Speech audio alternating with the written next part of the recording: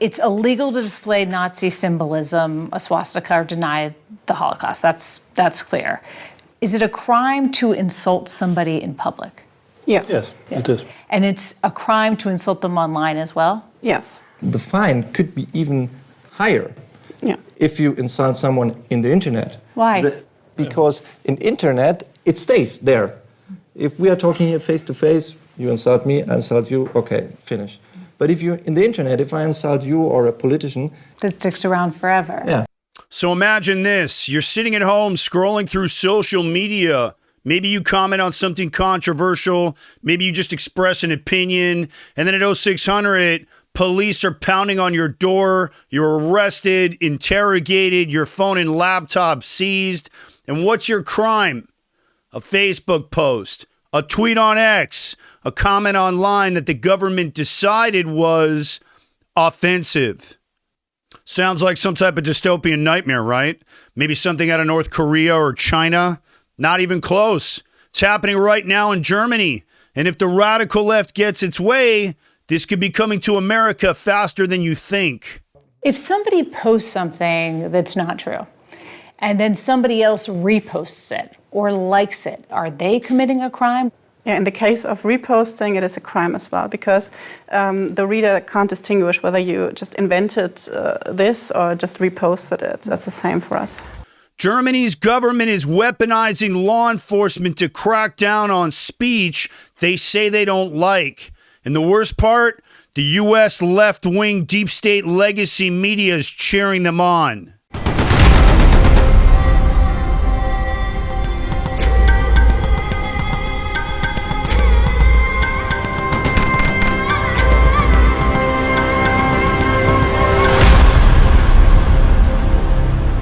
Germany's speech crackdown is based on a law called NetzDG. It forces social media companies to police content aggressively or face massive fines. And the result? The government treats speech like a criminal offense. You post something the ruling party doesn't like, and the police start to knock on your door. Let me give you some real-world examples. In March 2024, German police raided over 100 homes to arrest people for misogynistic hate speech online. They confiscated phones, laptops, interrogated citizens over private social media posts. So this isn't about stopping violence. It's about controlling what people can say and think in Germany. Sound familiar?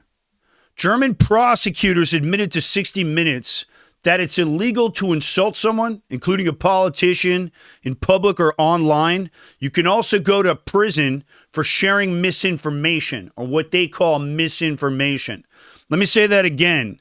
If you criticize the German government, you go to jail. That's not a democracy. That's not a free country. So here's the bigger question. Why is America paying for Germany's defense when they don't even uphold basic freedoms? We spend billions every year to protect Europe, and then they turn around and crack down on free speech like a dictatorship. Maybe it's time to rethink that arrangement. If you want to see just how desperate the anti-free speech movement is getting, look no further than good old CBS News the other day. We saw anti-speech activism on full display. This episode of the Aaron Cohen Show is brought to you by Merkava Coffee. This is the official coffee of the Aaron Cohen Show. And when I served in the IDF, coffee wasn't just coffee, it was fuel. And in the special operations world, there were nights with no sleep, missions that stretched for days, and no room for mistakes. Coffee was serious, and it kept us sharp, locked in, and ready to move. And let me tell you something, I still take it seriously. And that's why Merkava Coffee, strong, no nonsense, battle tested, no fluff, no gimmicks, just good, bold coffee for the people who need to be at their best. And if you start your day like I do, like it's a mission, you know why this matters. Hit the link down in the description and grab yourself a triple order and help keep the lights on and support the Aaron Cohen Show. Appreciate you guys. Not just praising Germany's censorship tactics, but with Margaret Brennan trying to smear free speech itself, as a tool of the Holocaust? Well, he was standing in a country where free speech was weaponized to conduct a genocide. And he met with the head of a political party that has far-right views and some historic ties to extreme groups. The context of that was changing the tone of it. And you know that the censorship I have to disagree with was you. specifically about the right. No, I have to disagree with you. Free speech was not used to conduct a genocide. The genocide was conducted by an authoritarian Nazi regime that happened to also be genocidal because they hated Jews and they hated minorities and they hated those that they had a list of people they hated, but primarily the Jews. There was no free speech in Nazi Germany. There was none. There was also no opposition in Nazi Germany. They were a sole and only party that governed that country. So that's not an accurate reflection of history. You heard that right. CBS News is now claiming that free speech caused the Holocaust. Let that sink in. This is the kind of blatant propaganda we're dealing with. These corporate media, deep state gatekeepers are losing their power and they're melting down. So what do? They start pushing the idea that free speech is dangerous, that it's something that needs to be monitored or regulated. And then they start using buzzwords like weaponized to scare people into accepting speech control. Margaret Brennan is either incredibly dumb, a blatant left-wing deep state propagandist, or both. But either way, I'd say put her in jail, but we don't do that here. We already saw Biden's team when he was back in office try to launch the Disinformation Governance Board. I don't know if you guys heard of that. Basically a ministry of truth. And even though it was shut down, they haven't given up. New laws are being drafted right now to regulate speech under the excuse of public safety and misinformation. And as someone who's been working in law enforcement for over 17 years as a reserve deputy, training SWAT, and someone who's been in the counterterrorism space for 25 years, that's very dangerous. Weaponizing law enforcement for any reason is a major red flag. So what happens next? How does this escalate? Well, here's what they would try to do. They're going to try and expand hate speech laws under the excuse of stopping extremism. They're going to try and push big tech to ramp up AI-driven censorship.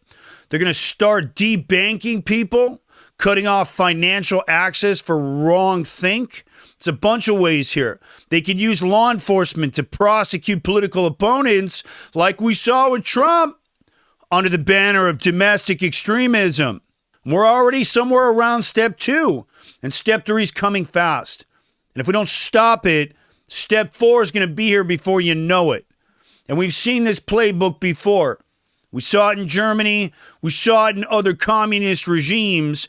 Now we're seeing it start to happen again in real time. Part of that globalist plan here to control it all. I'm going to come back to this one as it continues to develop. This is pretty dangerous stuff. And coming from the law enforcement space, I monitor these types of stories very, very closely, and I'm going to bring you more as they continue to develop. I want to thank you guys for watching this one. The Aaron Cohen Show is sponsored by Merkava Coffee, the coffee inspired by the warriors of the IDF, built for fight, just like the tank it's named after, legendary Merkava. And let me just say this isn't your weak, watered-down brew. This stuff is battle-ready, just like the men and women who defend Israel. And here's the best part. Every bag you buy helps support the Aaron Cohen Show and allows me to continue to combat that anti-Israel garbage misinformation.